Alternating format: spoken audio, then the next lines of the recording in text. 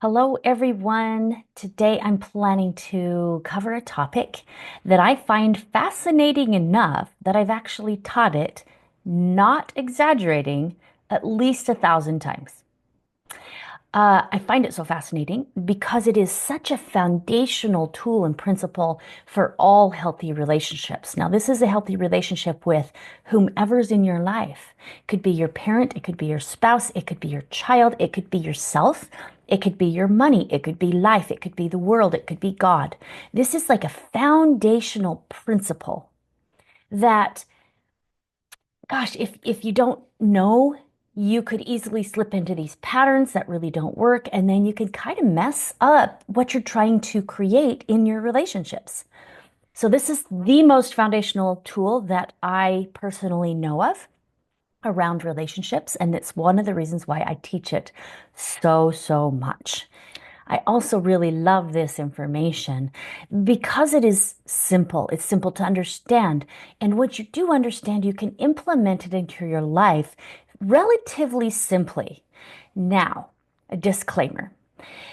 If you happen to be addicted to drama, you will find this a bit more challenging.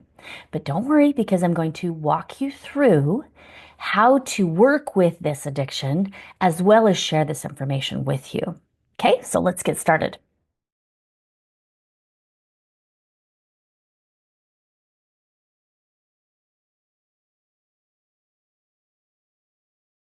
So imagine you wake up and it's actually a really great day and you're feeling pretty good and everything's kind of just starting to flow with your day. This is the state we call ease and flow. Now, inevitably, something always happens because this is life. This is Earth. Here we are in this on this training ground called Earth, and something is always going to happen. Now, the average time that a person can hold a state of ease and flow. Now, this is the average person and the average time. And they can hold a state of ease and flow for approximately 6 seconds before something happens. Now, if we know how to navigate the something happens, we're able to continue living in a state of ease and flow. I want to talk a little bit about what the something might look like. The something that happens could be your inner thoughts. It could be your spouse coming in the room and saying something that maybe potentially triggers you. It could be a child in need of something. It could be your boss at work. It could be absolutely anything. It could be a feeling that crops in. It could be a story. It could be something you see on the news. Something happens because something always happens because this is life. Now, this place of something happens is actually the most important place to pay attention to if you don't want to land yourself in drama in one of your relationships. If you actually like and want to stay in the ease and the flow more often, and even expand your capacities to stay in ease and flow more often, you're going to want to pay attention to this critical place in this diagram. Okay, you're going to want to start bringing your attention and your awareness to the something that happens. So, when the something happens, actually happens, the thing that happens oftentimes will trigger two things, and that is a story or mindset or belief will creep in. You'll buy into it oftentimes. And then we have an emotion that sits right on top of that. And our emotion is oftentimes the trigger, the thing that we'll become aware of first. So we'll notice the emotion. And then if we look, there's a story underneath that emotion. So let's say that you woke up in the morning and it's a beautiful morning, the sun's shining and you're feeling good and you're ready for your day. You're excited about the day, perhaps. And then your spouse walks in and they say something and it comes out not very nice. And you have an emotion that gets triggered. Underneath that emotion is the mindset. It is the story underneath that. It's just that the emotion is oftentimes so much bigger than the story that that's the trigger. That's what we notice first. And that's a really great warning, like flashing, like pay attention, pay attention, pay attention, right? The emotion arises. This is telling you that you have a belief going on under there that isn't serving you. If it's an emotion that is intense, big, uncomfortable, painful, causes you suffering, then there's a story that's going on underneath that is most likely not true. Okay, so our example again, your spouse comes in, they say something, you get offended maybe, feel hurt maybe. You're going to want to pay attention to that emotion and you're going to want to deal with the story. Now, if you do those two things, you will shift back up into a state of ease and flow and be able to enjoy your day again. You will have made what we call the shift back into a state of ease and flow. Now, if you don't actually deal with the emotion and you don't deal with the story that's underneath the emotion, face them and move beyond them. If you don't get yourself back up into a state of ease and flow, what happens is drift. We will drift oftentimes into what is called the drama triangle. The drama triangle is where all drama occurs. Okay, we don't have aliveness on the triangle. We don't have connection on the triangle. We don't have togetherness on the triangle. All we have when we have drifted out of that state of ease and flow and we're now playing on the triangle is drama. So let's take a break right here and let's talk about drama. What is drama? Because there seems to be a bit of confusion with some people about what drama actually is. I've ran into a handful of people who perceive drama as emotion. So if someone has emotion, then automatically they're in drama. Now, we can have emotion and we can be dramatic about emotion. We can exaggerate emotion. We can create all kinds of messes with our emotion. We can take action from the emotion, which can cause drama. If we're not dealing with our emotion in a way that really serves, that can cause drama. But emotion itself is not drama. Emotion itself is energy in motion, and that energy actually needs to flow through the body in order to not cause drama. What so many humans tend to do instead is because they have stories and judgments on their emotion, and because society hasn't really taught us how to be with emotion, oftentimes what people do is they will either suppress their emotion, try to make it go away, try to stuff it down, try to pretend over the top of it, do something to try to avoid or get away from their emotion. Or we will have some people who take it on even bigger and they lose themselves in the emotion. They do what I call drowning in the emotion. So this is what I see people do when they're not dealing with the emotion in a conscious way. They will either avoid it, suppress it, or they will drown in it. Both of these patterns, these ways of being, will take you to drama. Emotion is meant to be presenced. Bring our full presence to the emotion and observe it. Okay? But we're veering off track a little bit. We were talking about drama. What is drama? So, drama looks like people engaging with each other or themselves from one or more positions on our triangle. The first position I want to talk about is the victim position. If you ever find yourself or are engaging with someone from a state of at the effect of, like I'm at the effect of you, or I'm at the effect of what you said, or I'm at the effect of what life is doing to me, right? Woe is me. Life is so hard. Like we all have been a victim. We all know what victims look like. We all know what it looks like on other people as well. Okay. The next corner that I'm going to be talking about is the villain corner. In order to be a victim, we have to have a villain.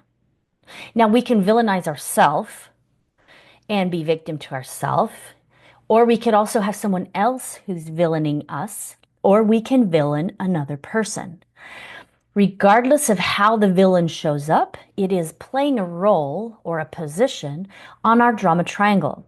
If you are feeling like a victim or feeling like a villain or showing up as either of those, you can rest assured you are on the drama triangle. And remember, on the drama triangle, you will not ever create aliveness. Aliveness doesn't live on the triangle. It does not live in drama. Only victims, villains, and then I'll give you the third corner. They are the only ones who live in the triangle and on the triangle. So let's talk about what it is to be a villain. Villains can look like anger, but it isn't necessarily anger. It's the lashing out of anger. Okay, distinction there. It can look like treating other people with disrespect. It can look like being mean. It can look like abusive. It can look like any of those positions. Now, can you feel like a victim yourself and perceive someone as a villain that's not a villain? Absolutely.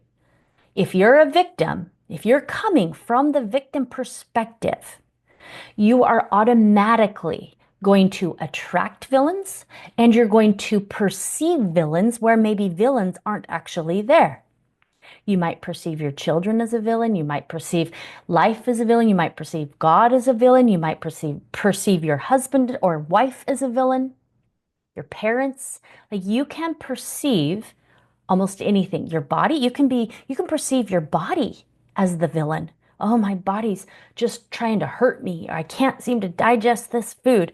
How come my body's, right? Can you see it? You can be a villain to just about anything if you are living on the victim corner of the triangle.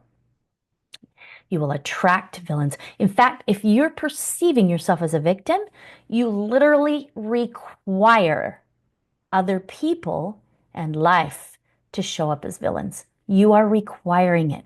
So take a look right now and see, what do I feel a victim to? Is there anything in my life that I feel victim to? And please be honest with yourself, because this does not mean you're bad and wrong. All this means is that there's some work to do. That's it. There's some work to do so that you can have more ease and flow and joy and aliveness and goodies in your life. That's all it means. So bring awareness, not judgment. Bring awareness to where you are sitting on the drama triangle. And if you are a victim, just know you require villains to show up in your world, and you will continue to attract those villains until you can stop perceiving yourself as a victim. Okay, the same goes for villain. If you are showing up as a villain, if you are showing up demanding and controlling and mean and potentially even abusive, you are going to attract victims. You're going to attract people who whine and complain, and they might be subservient to you. They might be afraid of you. They might even do what you say, but you will attract villains, not an equal partner, not connection, not the closeness you truly desire, not the safety, not the peace. You will attract victims. Okay, let's move to our third corner of the triangle. Hero. Let's dive into this one. This one's a juicy one because so many people don't fully grasp why a hero is here. In fact, our society teaches oftentimes that it is best to jump in and be a hero. It's best to rescue and save and to come from that place when we're serving people. Like if someone can't do it themselves, let's jump in and do it for them. Let's help them. Let's show up. Heroes often show up the most when we try to fix people, fix our partners, fix our children, fix our parents, try to fix people. When we try to control them from a state of like, I know better than you, or I can see more than you, so here, do it this way. I've got to make sure you do it right so you don't have to suffer. This is a hero. Heroes are also oftentimes those people who take the world on their shoulders and they try to do everything and they try to do it all perfect and right and good and try to protect other people and save other people and protect and save themselves. You can be a hero to yourself as well. We've all seen, a lot of hero movies on TV. And these are the epitome of being a hero. That's why they're called superheroes, right? They do it more than anybody else. So if you find yourself rescuing people, trying to save people, trying to make things better for people, trying to ease their pain more fully, you could potentially be on the hero corner of the triangle. Now, there's some distinctions with hero, whether you're doing it from ease and flow or whether you're on the triangle. What you'll notice, one of the clarifications here that you can look to see, am I being a hero or am I actually being of service to other people? Because we do actually desire oftentimes to be of service to each other, and it's a part of our natural essence state of being. But we take that into unhealthy ways and we make up stories about it and think that we need to be the ones that are carrying everything on our backs.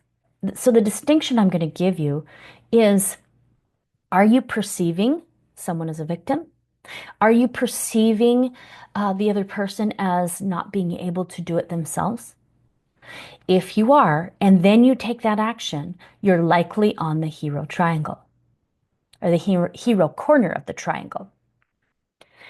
If you are feeling inspired to serve, and for no other reason, not to rescue them, not to save them from their own mistakes or bad choices or whatever it is that they're doing, if you feel inspired, hey, I want to serve because I want to serve, and for no other reason, then you're most likely in essence.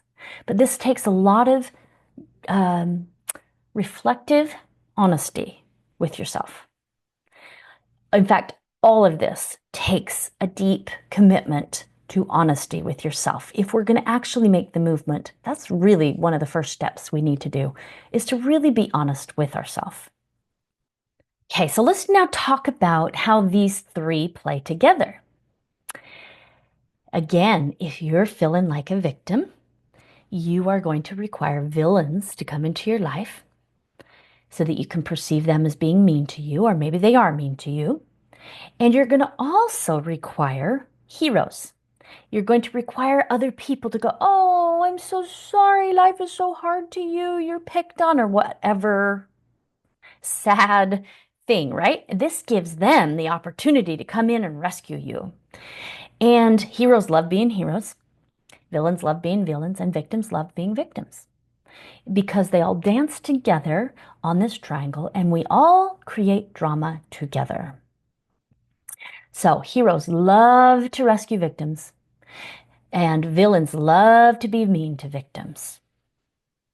Okay, so in this dance, there's one corner that is sought after the most, the very most, one corner, and that is the victim. The victim corner is sought after the most of any other corner. Okay? So if I'm a villain and I am trying to control and I'm forcing and I'm being mean and I'm trying to manipulate and I'm doing all these things, why am I doing that? Well, I'm trying to create something for myself, right? I'm trying to create maybe safety, maybe a more peaceful environment, get people to listen to me because maybe my way is the better way. Inevitably, because this is drama, we cannot villain and get our way. We cannot do that and actually accomplish what we're trying to accomplish because it's only in drama. It's coming from a lie, some story we've made up. Okay? And because it's coming from the story or the lie that we've made up and now are believing, it's never going to work out. Remember, aliveness doesn't live on the drama triangle, only these three positions. So then the moment it fails, that we cannot control or we can't make life be the way that we want it to be because being a villain and trying to make that happen doesn't work, we get to go to victim. We get to now be the victim. The same thing occurs with the hero. When we've heroed and heroed and heroed and rescued and tried to save and been the one that's carried the world on our backs, guess what happens? That's inevitably going to fail. We cannot carry it all. We're not meant to carry it all. That is not our essence. So it inevitably fails. And when it does, guess where we get to go? We get to go on the drama triangle. Excuse me, where do we get to go? We get to go on the victim corner. We get to dwell in victimhood. Now, why is victimhood so desirable for so many of us? I'll tell you. And this is where we get into a little bit of the addiction stuff. When we are victim to anything, we get a little hit of adrenaline. A little hit of adrenaline. Try it on. Pretend like that you're being a victim and go, oh my goodness, woe is me, my life's so hard, blah, blah, blah. And notice internally what happens. We get a little rush. And that rush is adrenaline. Now, adrenaline is one of the most addictive substances on this planet. One of them. So all of us, or many of us, are seeking the victim corner of the triangle because we get hits of adrenaline. And then that becomes an addiction. And so many people, when we go to the triangle, are just racing for the victim corner to get that little hit of adrenaline. That's it. And that becomes addictive because then we get to feel right about our victimhood. And then we get to stay stuck, and then we get more adrenaline, and then we get to stay more stuck, and then we get more adrenaline. The sad part about all of this is that we're trading the addiction to adrenaline and drama over the aliveness and the joy and the happiness that we could experience in our relationships. Drama is a huge pull away from the connection that we truly desire as humans. In fact, studies have shown that the thing that we humans desire above most anything is a deep connection with each other, a deep connection with ourselves, a deep connection with a higher power, source, creator. We desire connection. And when we're playing out in drama, we don't get that connection. And what that does, that literally creates like this empty space, this empty hole. I call it like our black hole in this. Well, I oftentimes have felt it in the center of my chest. Some people will feel it maybe in their solar plexus, maybe in other places. But this is where I primarily see it being stored is in people's chests, in their heart centers. And they will feel oftentimes this big, deep, dark black hole, and they don't know how to fill it. They don't know how to satiate it. It feels like an unending pit, and it can feel really, really awful. And this is why. Because we're living in drama most of the time, either with ourselves or other people or both. And we're not creating that connection that we truly desire. And so then we turn to things like addictions, this being one of the addictions, but also many other addictions to try to fill up that empty hole within ourselves. And it doesn't work.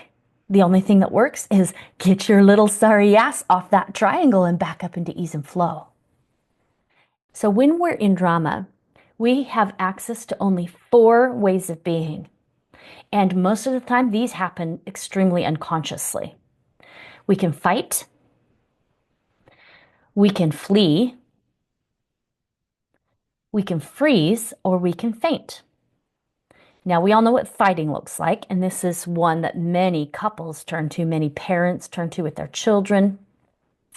We oftentimes, as a society, we choose fighting a lot. There are people who will flee as well. Fleeing can look like keeping your mouth shut, going away, like being fully, your body might be there, but you're gone. You're not present anymore. You're not there. Fleeing can look like that. Fleeing can look like running out the door and not facing up to whatever, not looking at it, not directly dealing with the situation. That can be what fleeing looks like. Freezing can look like a deer in the headlights, just like I don't know what to do, I don't know what to do, I don't know what to do. Like, oh no, all this is happening, but I don't know what to do. And so I just kind of frozen. Fainting can look like getting really, really wimpy. You can actually faint, of course, but you can also just get like sick and lethargic and don't have any energy to do anything, and you're just kind of not fainting. These are the only, when we're living in drama, these are the only things we have available to us. The only choices we have available to us are these. How fun is that? So now we know what takes us to the drama triangle and how we play with each other and ourselves on the drama triangle. And we also know now that no goodies really come from this place. Only drama is created here, not aliveness, not juicy goodness, connection, and love. So, how do we make that shift? How do we shift back up into a state of ease and flow? So, at the core of this is the emotion in the stories. Ultimately, we got to go face those things. We got to go be present with our emotions, and we got to go question the validity of our stories. We got to go prove to ourselves how our stories are not true. This is the essence of what needs to happen in order for us to start really living in a state of ease and flow. So let's recap again. Something happens. We make up a story about what happens, or maybe we're buying into a story we've already made up, maybe even years ago. Either way, we're buying into a story, a mindset, a belief that is not serving us. And then the emotions are ignited and created by that story. The story gives the emotion life. It is the trigger for the emotion. So then we're dealing with the emotion. So, in order to really unhook and unwind this, we need to go backwards. And we need to be present with the emotion that we're feeling. Being present, let's talk about that for a minute. Being present with the emotion means observing it with your full presence. We're not going to be taking action in this moment. The only thing we're going to be doing is observing the emotion. Breathing helps too. So taking a big breath, breathing, watching, observing the emotion. Then you're going to want to see the story that's underlying the emotion. What's the trigger? What's the cause? So an emotion could be like, I feel sad, I feel angry, I feel frustrated, I feel some grieving going on, right? I feel anxiety. That's emotion. The story looks more like, this shouldn't have happened. This person was mean. I shouldn't have to go through this. Why is this happening to me? These are stories. Okay? The story, we got to get to the place where we see the story as a lie. When we can see the story as a lie and we felt through the emotion, we can easily move back up into ease and flow. So again, what does it take to move from the triangle back up into a state of ease and flow? Yes, ultimately we have to face the emotion and ultimately we have to deal with the story. And there's some things you can do that will help you to shift into more of an expansive mind. Like when we're in drama, we only have access to our fight or flight brain. We don't have access to the reasonable part of our brain. So we've got to do something sometimes to get us back into that reasonable part of our brains so that we can go face the emotions, so that we can deal with the story. Okay? So again, I would say the very first thing we want to do is breathe. Breathe deeply into your bellies. Okay? Take a minute and practice right now. Take a big breath. Let your belly expand. Your belly, not your shoulders. If your shoulders are moving, then you're not really most likely really taking a deep belly breath, okay? So just notice, keep your shoulders right where they are and take a breath. And I'll let your belly expand first, and then you can fill your lungs up with air, but expand your belly and then your lungs.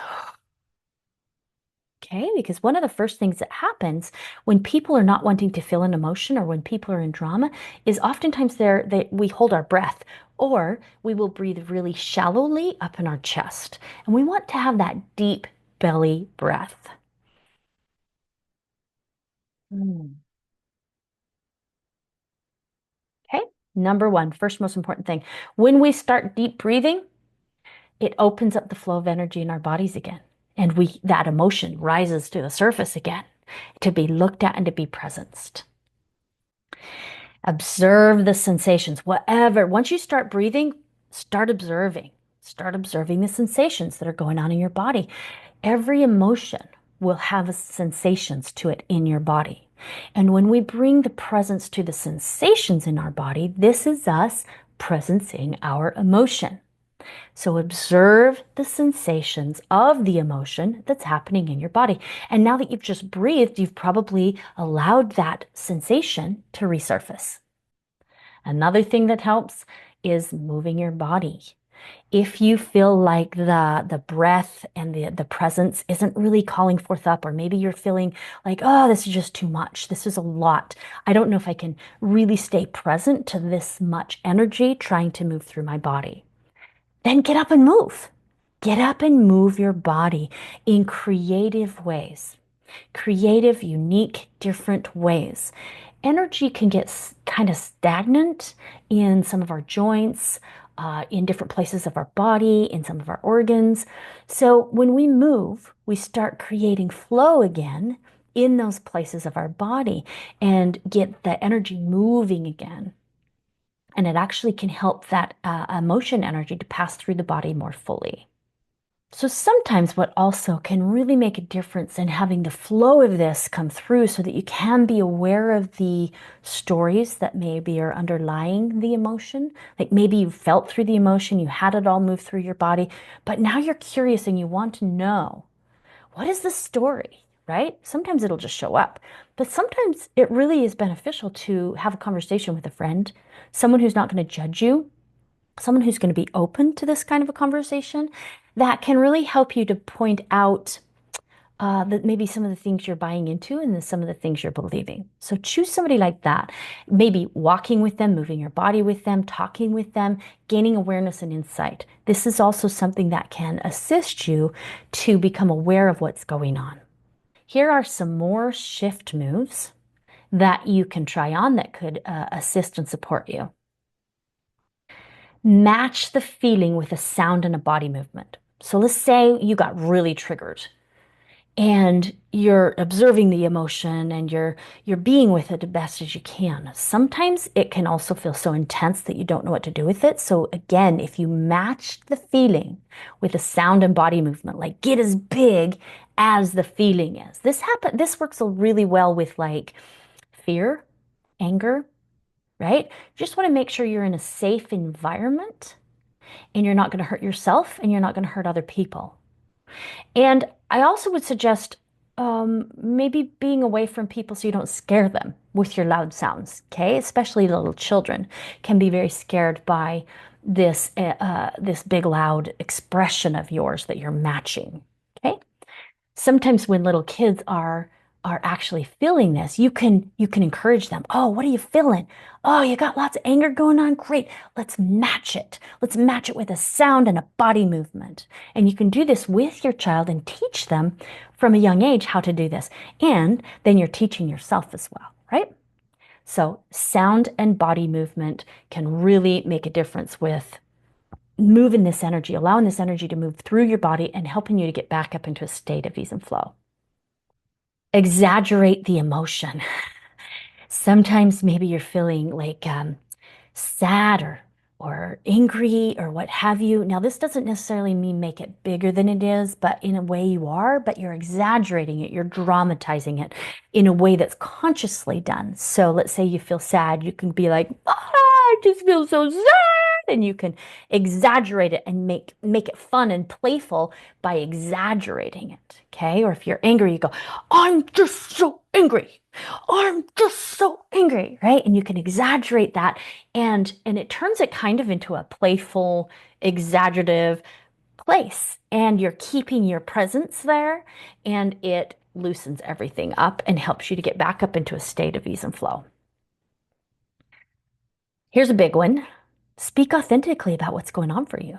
You can be like, hey, I'm noticing I got some fear going on and I'm making up a story and I don't even know if it's true. That's authentic speaking, not you did this and you're bad and wrong and blame. Blame is not speaking authentically. Speaking authentically, there's some key pieces here that I will be sharing later on in some courses and stuff, but there's some key pieces. You speak to the emotion, whatever's going on. I feel sad or I feel angry or I'm feeling afraid. And the story I'm making up is this. Here's what's going on inside of me.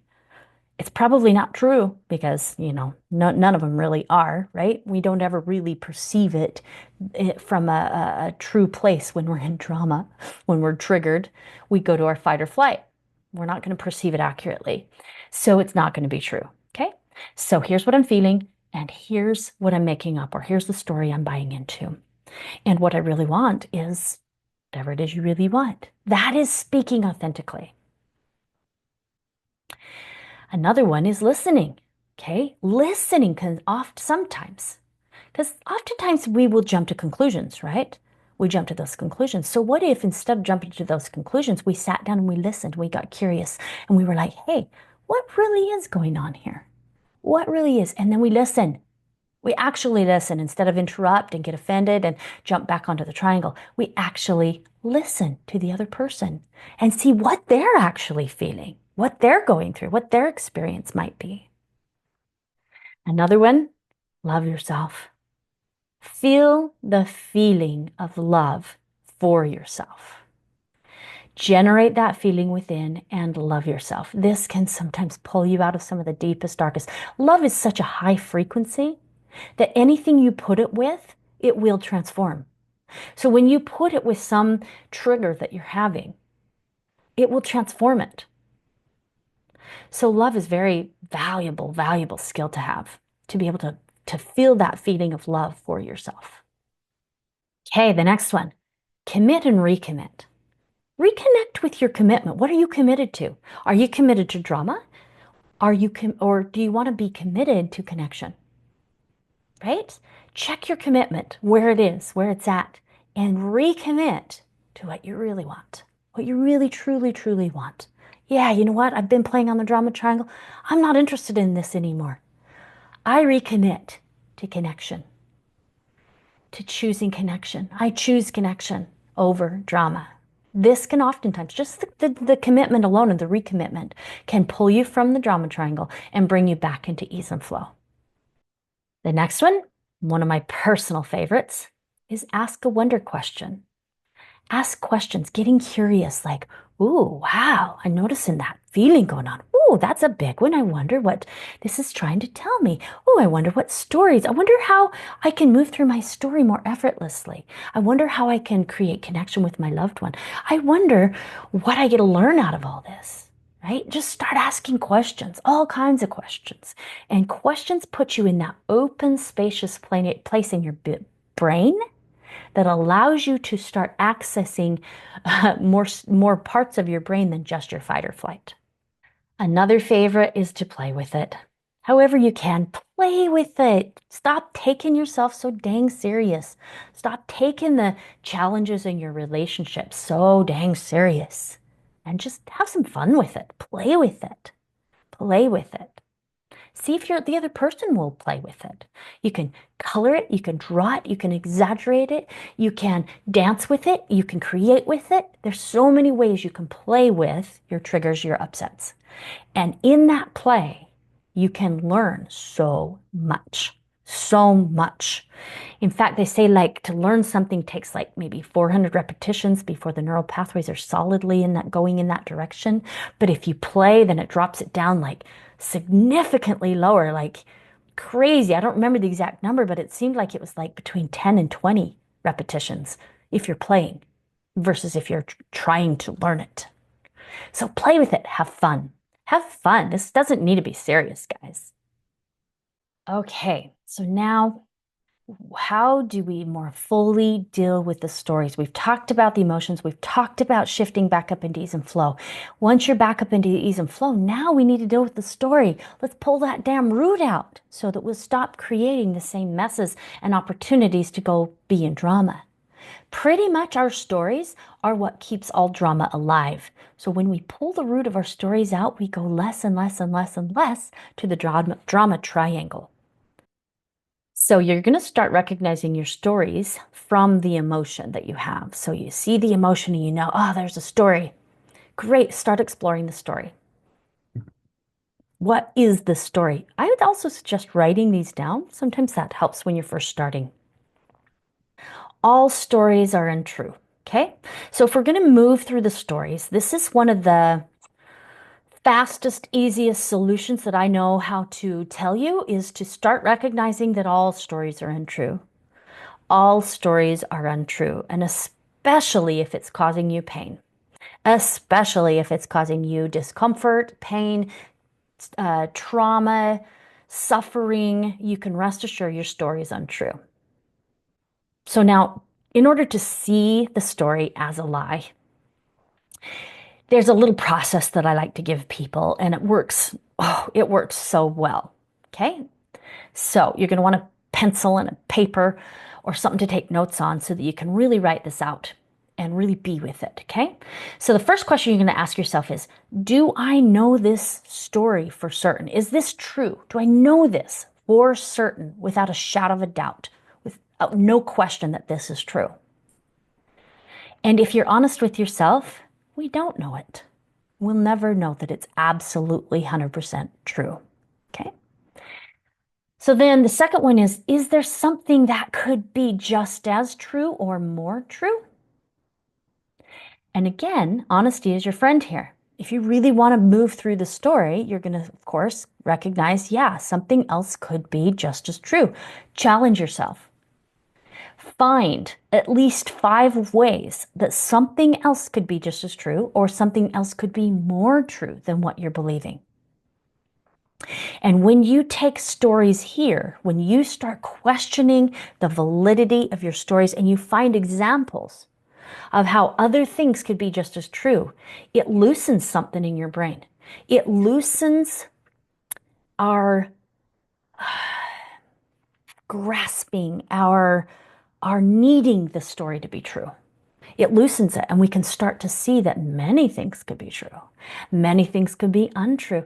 And it just starts to unwind the whole thing inside of our brains. So I'm going to suggest doing this very often, quite often, and a lot, especially in the beginning. Okay, so let's do a real quick recap before we wrap this video up. We wake up, we're in a state of ease and flow, or maybe you're in a state of ease and flow somewhere throughout your day. Something happens. That something happens. The most critical place on this entire diagram is the stories we make up about what happens and the emotion we feel as a result of that. And then what we do in that moment determines whether we can go back up into a state of ease and flow and enjoy life, or whether we're going to drop down into drama and suffer. Okay, if we don't do anything with those stories and emotions and we just allow them to take their course, and most likely we will find ourselves in drama. And in drama, we have access to only 3 positions: victim, villain, or hero. And in the victim, villain, and hero, we have only 4 choices. We can fight, we can flight, we can flee, we can freeze, or we can faint. Those are our choices. Not aliveness, not joy, not happiness, not connection. However, we can always shift. We can shift when we're on the triangle. We can shift before we get on the triangle. We can catch ourselves in stories and emotions right there in the beginning. We can go with it and we can flow and we can get ourselves back up into ease and flow. Or if we're on the triangle and we find ourselves on the triangle, we can do something. We can move. We can breathe. We can be present with our emotions. We can let them pass through. We can question the validity of the story, and we can move ourselves back up into ease and flow. And the more consistent that we do this, the less and less and less we will go to the drama triangle, and we will get ourselves back into ease and flow, and we'll start living consistently from a place of happiness and joy and aliveness. I think one of the reasons that I am so passionate about this is because I used to live every single day on the drama triangle. I wanted to die. I was praying for God to kill me. Like, that's how desperate I was. That's how miserable I was. That's how much depression and anxiety I used to have. And this principle, this technique alone transformed that entire thing for me, that entire journey for me. Once I started seeing that I was taking myself to my own misery and creating it for myself, and that there was a way for me to get beyond it and to start living happy, man, I took that sucker on and I practiced and practiced and practiced and practiced. And I also taught it and shared it, because who learns the most? Of the teacher or the student? The teacher learns the most. The teacher learns about 60% of what they're teaching, and the student learns, I think they said, about 40. If you have the student that's really wanting to learn, then they will learn about 40%, and the teacher learns 60%. And I wanted to learn this, and so I started teaching it. And this has been, gosh, almost 20 years ago that I started teaching this. And I'm still passionate about it because I can still see the results in people's lives. I can still see people choosing to shift from drama into aliveness. So, with all of that said, I want to invite you to join me in a monthly relationship course that I'm going to be teaching, where this is the foundational tool that we will leapfrog from or rocket ship ourselves from is this foundational tool. And we're going to dive into a good handful of more tools that are really profound as well. Now, this course that I'm going to be teaching is called the Relationship Abundance Course, because I'm not a believer in relationship mediocrity. I'm a believer in the possibility of relationship abundance, where there's so much goodness, there's so much joy, there's so much connection, that every day we are living with our loved ones from a state of solid, consistent connection and beauty and joy and love. This is possible, guys. This is possible. So in this training, this is what I'm planning to do is we're going to take it month by month. It's kind of, I'm setting it up like a month to month membership training. So you can join for a month and cancel at any point. If you decide that, yeah, this just really isn't up my alley, or this really isn't serving me, you can quit at any point. My hope is that you'll discover how powerful it is and keep joining me month after month after month as we explore more and more and more relationship principles and tools and skills to take you into ease and flow faster, easier, with more aliveness. Okay, so if you want to check that out, go to my website, marinasuri.com, and check out on the courses page. On that page, you'll see where it says Relationship Abundance Membership. Click that one and you'll get a lot more information about the training, what it's going to look like, what we're going to cover, and kind of just the basics around it all. Hey, I hope to see you with me. I'm excited to be launching this and bringing this to the world again. Relationships are one of my very most favorite things to teach, to support people with, because there's some simple tools. Simple tools. This doesn't have to be rocket science, guys. Simple tools that can help you relate with the people you love the most in a deeper and more profound way.